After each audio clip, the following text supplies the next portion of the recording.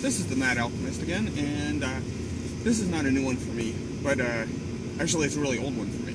But I wanted some other people's thoughts on it. Now that, Christmas is approaching, now that Halloween is approaching, Christmas stuff comes out. And as a kid, not being Christian, not raised Christian, I thought this idea of Santa Claus it didn't make sense to me. And then as I got a little bit older, I thought, there's a lot of things I don't know. Maybe there's some value to this. And much later on, I reverted to my original opinion.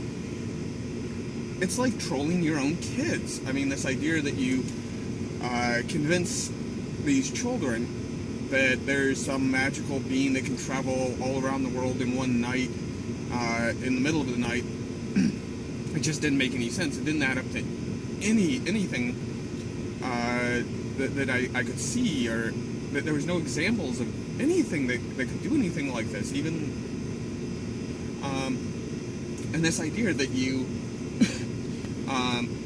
raise your kids, give them this idea that there's some magical being that's looking over them and watching everything they do for the sole purpose that you're later on going to crush that dream, just seemed bizarre to me.